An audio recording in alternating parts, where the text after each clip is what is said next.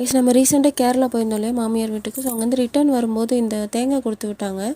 So ஒரு 10-15 தேங்காய் இருக்கும்.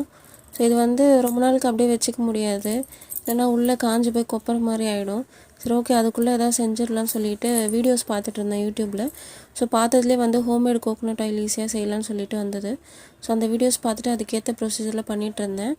அண்ட் இது வந்து குட்டி குட்டியாக கட் பண்ணுறதுக்கு ரொம்ப கஷ்டமாக இருந்துச்சு. அப்போ தான் யோசித்தேன், வீட்டில் அருவாமனை இருக்குது, சரி இதை கவனிக்காமல் அப்படியே தோண்டி எடுத்தாச்சு தேங்காவை.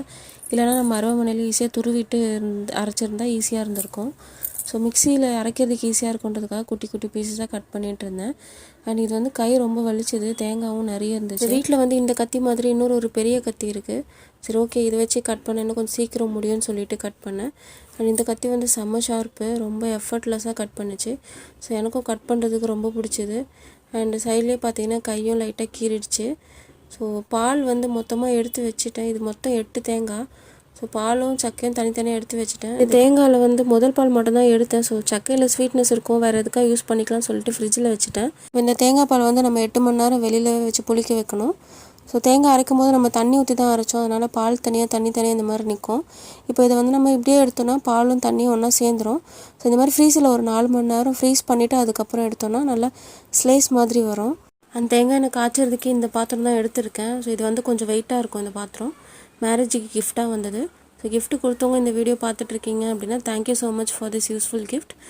நான் சொல்லியிருந்தேன் இல்லையா, ஃப்ரீஸ் பண்ணி எடுத்தோன்னா இந்த பால் வந்து அழகாக வரும் கட் பண்ணி எடுத்தோன்னா அப்படின்னு சொல்லிட்டு. ஸோ அதான் வந்து எடுத்துகிட்டு இருந்தேன். பால் தனியாக தண்ணி தனியாக இருக்குது பாருங்கள். ஸோ இந்த பாலை தான் இப்போ நம்ம உருக்கி எண்ணெய் ரெடி பண்ண போகிறோம். எனக்கு வந்து இது செய்கிற வரைக்குமே சுத்தமாக நம்பிக்கையே இல்லை, ஏன்னா நிறைய தேங்காய் யூஸ் பண்ணிட்டேன். ஸோ இது வந்து எப்படி வரப்போகுது, எண்ணெய் வருமா என்ன வரும்னு சொல்லிட்டு. அவரும் வேறு கரெக்டாக லன்ச் டைமுக்கு வீட்டுக்கு வந்துட்டார். ஸோ வந்து கிண்டல் பண்ணிகிட்டு இருந்தார், என்னடி பட்ட பகல்லே வீட்டில் கல் காய்ச்சிட்ருக்கேன்னு சொல்லிட்டு. இல்லை நான் தேங்காய் எண்ணெய் செய்கிறேன்னு சொல்லி பதில் பேசிகிட்டு இருந்தேன். சரி ஓகே என்னத்தையும் செஞ்சுவேன்னு சொல்லிட்டு அவர் சாப்பிட்டு கிளம்பிட்டார்.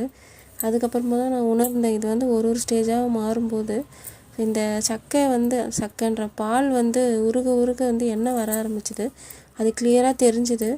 ஸோ கொஞ்சம் அடிப்பிடிக்க ஆரம்பிச்சிது. அதுக்கப்புறம் வந்து ஆஃப் பண்ணிட்டேன். ஸோ மொத்தமாக எடுத்ததில் இந்த ஒரு 200 ml எண்ணெய் கிடச்சிது. மொத்தம் 8 தேங்காய், 200 ml எண்ணெய் கிடச்சிது. பாருங்கள் எவ்வளோ எண்ணெய் இருந்திருக்குன்னு சொல்லிட்டு. ஸோ ஒரு பெருமையாக இருந்துச்சு, நானும் வீட்டில் ஹோம்மேட் எண்ணெய் ரெடி பண்ணிட்டேன்னு சொல்லிட்டு. அண்ட் இது மொத்தமாக உருகி எடுத்து வைக்கும் போது தான் தேங்காய் எண்ணெயோட ஸ்மெல்லு வந்தது, நல்லா கிளியராக வந்தது. ஸோ நீங்களும் ட்ரை பண்ணி பாருங்கள்.